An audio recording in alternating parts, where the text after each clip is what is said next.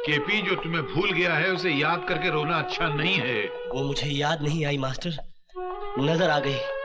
उसके आज के दीदार ने मेरे कल के जख्मों को हरा कर दिया। मैं दर्द से तड़प उठा हूँ मास्टर। टूट कर प्यार किया था मैंने उससे। नहीं केपी, लेकिन अब वो किसी और की हो चुकी है। वो किसी और की हो सकती है, लेकिन मैंने तो किसी और को नहीं अपनाया। उसने किसी और का हाथ थाम लिया, लेकिन मैं तो आज भी उसकी तस्वीर की पूजा करता हूँ। ये पूजा होती ही ऐसी है, कोई मूरत को पूछता है, कोई सीरत को पूछता है। केपी, मैंने आज तक तुझसे कुछ नहीं पूछा, लेकिन आज पूछता हूं, क्या हुआ, क्या था? सख्तियों के झेलने को चाहिए पत्थर का दिल, हाथ भर का हो कलेजा दिल लगाने के लिए। मैं एक मैकेनिक था मास्टर। कल रात को जो कुछ भी हुआ मास्टर, मुझे इस बात का बहुत अफसोस। समझ में नहीं आता मैं क्या करूं। एक काम करो, तुम जाकर उससे माफी मांगो। माफी? हाँ, अगर तुमने उससे माफी मांगी तो उसकी नजरों में तुम्हारा कद और ऊंचा हो जाएगा। लेकिन क्या वो मुझे माफ करेगी? क्यों नहीं करेगी? सिर्फ तुमने उससे प्यार नहीं किया था, उसने भी कभी तुमसे प्यार किया था। वो तुम्हारी भावनाओं को जरूर समझेगी। हाँ।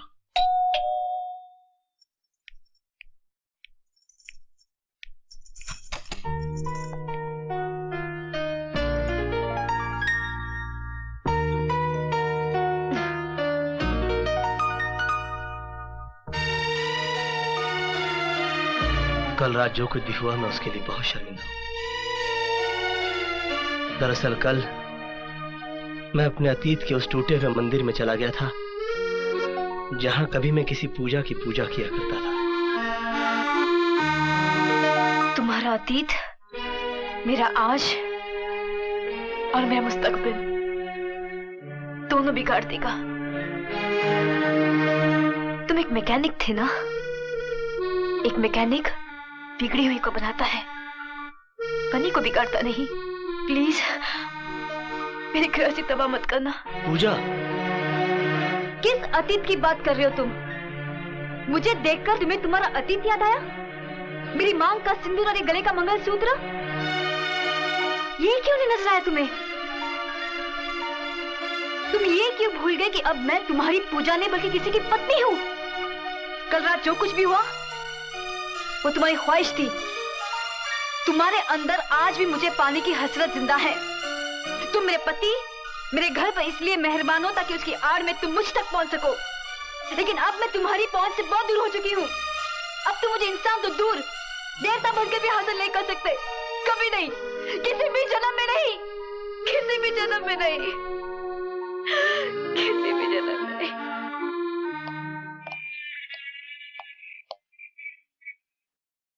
मैं अपनी कल की गलती के लिए पूजा से माफी मांगने आया था। वाह, माफी भी बहुत खूबसूरत बहाना है दूसरी मुलाकात का। मैंने अपना इस्तीफा और तुम्हारे दिए हुए बंगले और कार की चाबियां तुम्हारे दफ्तर में छोड़ दी हैं। मुझे उम्मीद है कि आज के बाद तुम मेरी बीवी की तरफ नहीं देखोगे। दीपक, तुम मुझे गलत समझ रहे हो। मैंने तुम्हें नौकरी तुम्हारी डिग्री देखकर दी थी, तुम्हारी बीवी देखकर नहीं। मिस्टर कृष्ण प्रसाद, इस वक्त मेरे घर में मेरी बीवी के सिवा और कोई नहीं है। जब तुम भीड़ में सबके सामने उसे किस कर सकते हो तो अकेले में। दीपक, तू मुझे उन गरजमंदों में से मत समझ जो नौकरी और प्रमोशन के लिए अपनी बीवी का गलत इस्तेमाल करके उसे रुलाते हैं।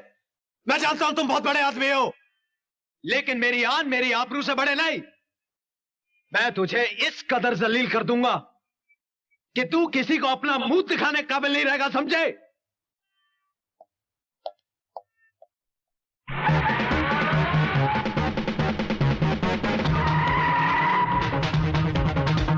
तुम मेरे पति, मेरे घर पे इसलिए मेहरबान हो तक उसकी आड़ में तुम मुझ तक पहुंच सको। तुम्हारे अंदर आज भी मुझे पानी की हद से जिंदा है, आज भी मुझे पानी की हद से जिंदा है, आज भी मुझे पानी की हद से जिंदा है। तू मुझे उन गरजमंदों में से मत समझ। मुंह दिखाने काबिल नहीं रहेगा, समझे? मुंह दिखाने काबिल नहीं रहेगा, समझे? मुंह दिखाने काबिल नहीं रहेगा, समझे?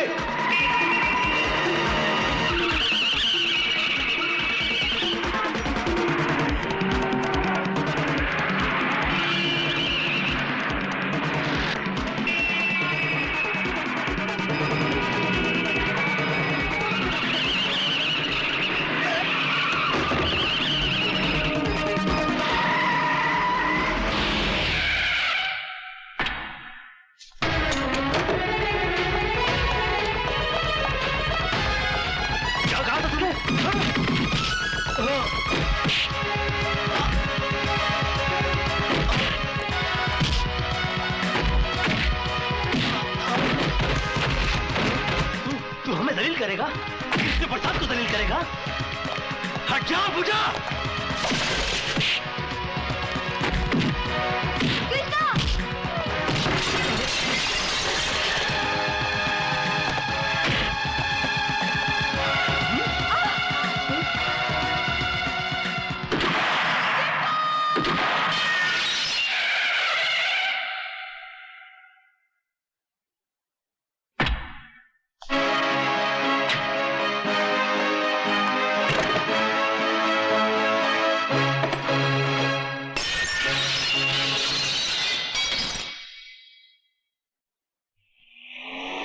बस बस बस बस यही है।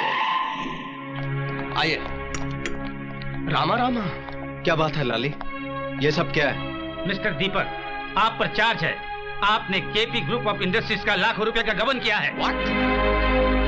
Mister Deepak, you are under arrest.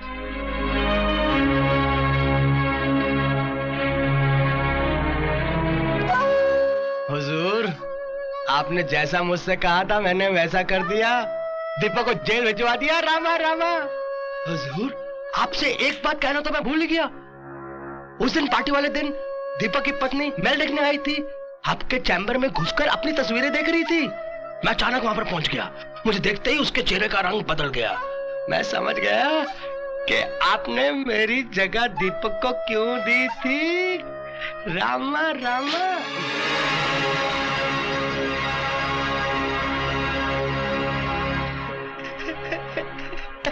समझदार हो। रामा रामा।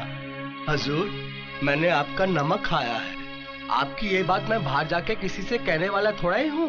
मैंने तो पूजा जी से भी कह दिया था कि डरो मत, मैंने कुछ नहीं देखा। रामा रामा।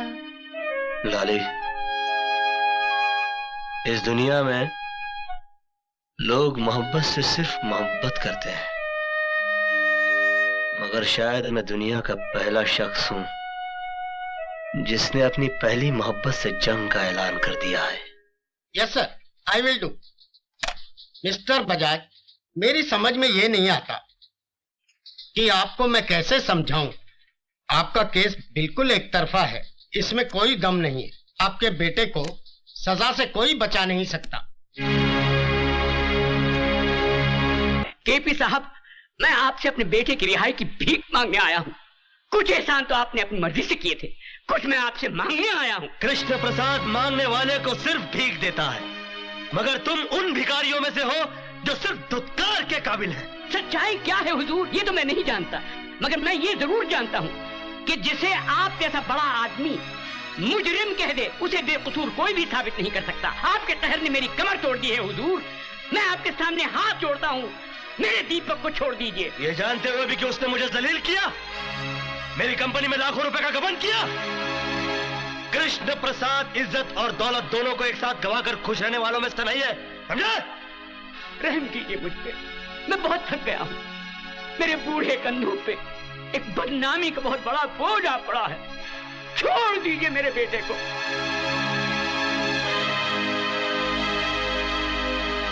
ठीक है, मैं तुम्हारे बेटे को छोड़ देता हूँ, तुम अपनी बहू को मेरे पास भेज दो। कृष्ण प्रसाद, कमीने! ये किसी गरीब की गर्दन नहीं है, एक टाइकून का गिरेबान है। उड़ा के बाहर फेंक दो इन्हें। कमीने! पहले मेरे बेटे को फंसा दिया, अब मुझसे मेरी बहू मांगता है। अबे मैं तो तुझे देवता समझता था और तू निकला सिर्फ एक आदमी, और वो भी एक नीच और गिरा हुआ आदमी। मिट जाएगा तू, बर्बाद हो जाएगा तू। लोग थूकेंगे तेरे इतिहास पर और लानत भेजेंगे तेरी हस्ती पर। ये मेरी बद्दुआ है तेरे लिए, समझे? ये मेरा श्राप है तुझे, कृष्ण प्रसाद।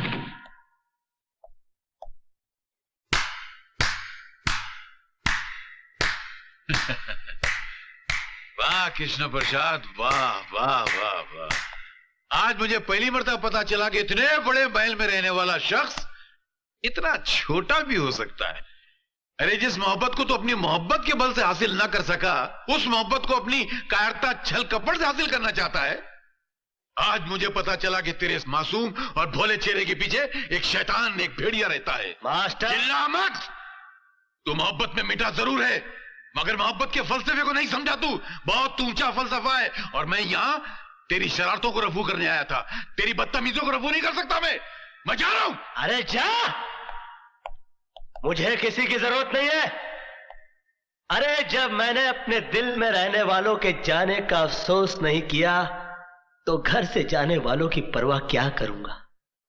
मास्टर, तो सिर्फ बातों की चिंदियां रफू कर सकता है, दिलों के चिथड़ों को नहीं। चल जा, कोई जरूरत नहीं है मुझे किसी की।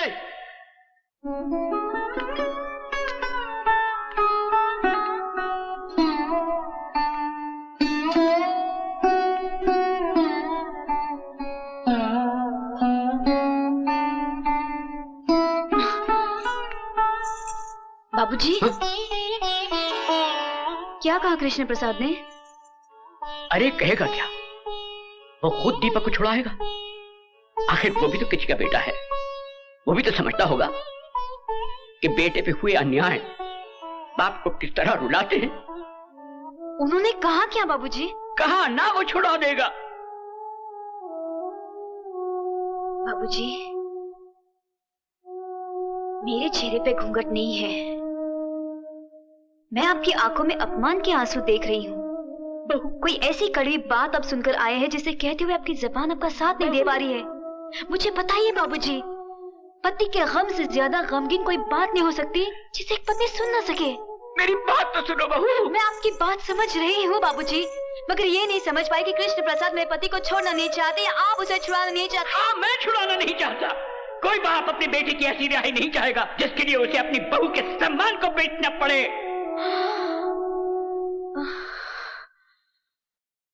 बस बाबूजी, मुझे कृष्ण प्रसाद का संदेशा मिल गया। कृष्ण प्रसाद ने आपके बेटे की रिहाई के लिए बहू की जमानत मांगी है ना? नहीं बहू, तुम चौखट के बाहर कदम नहीं रखोगी। मेरा पति जेल में है बाबूजी, मैं मर्यादा के दायरे में खड़ी होकर अपने पति पे अत्याचार होते देख नहीं सकती। नहीं देख सकती, मैं नहीं देख सकती। बहू, बहू,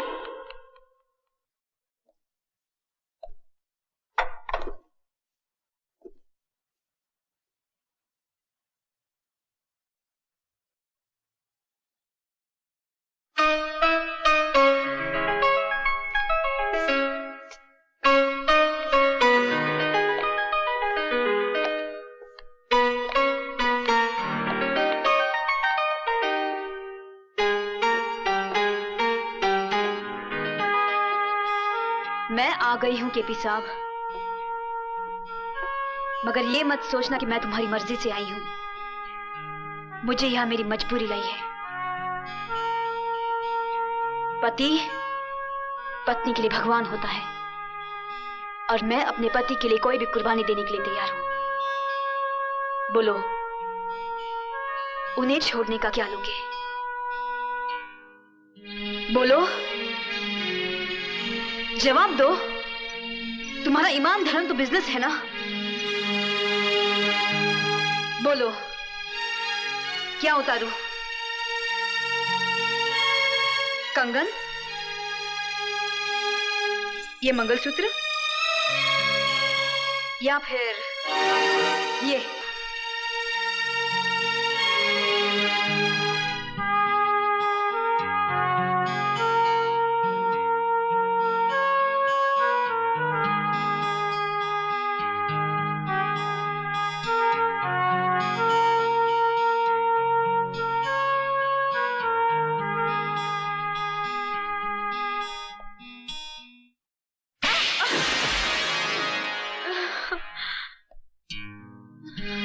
तुम क्या समझती हो मुझे तुम्हारे जिस्म की जरूरत है? तुम्हारे शरीर की भूख है मुझे?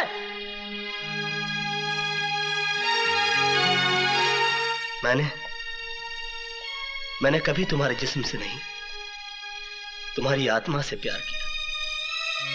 लेकिन तुमने मेरी कद्र नहीं की, मेरा इंतजार नहीं किया। मुझे किसी गुजरे हुए वक्त की तरह भुलाकर किसी और का हाथ थाम लिया।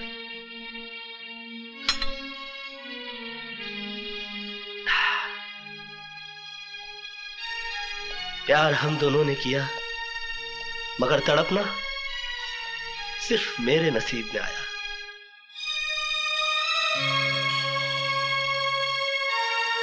मेरा तुम्हारा नाता तो उसी दिन टूट गया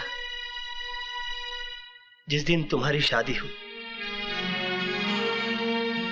मैं उस दिन तुम्हारे घर अपनी मोहब्बत का इजहार करने नहीं गया था,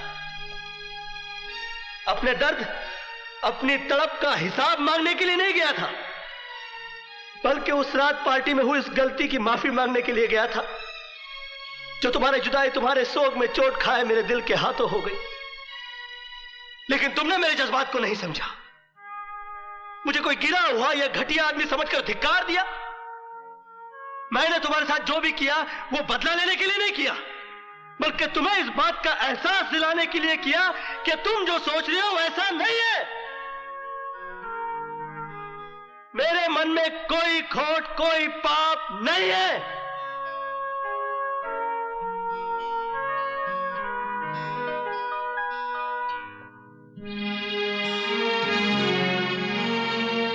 मोहब्बत का दर्द बड़ा जानलेवा होता है पूजा जी। मैंने तो तुम्हें माफ किया, मगर दोबारा कभी इंसान का जन्म मिले तो मोहब्बत जरा सोच समझ कर कीजिएगा।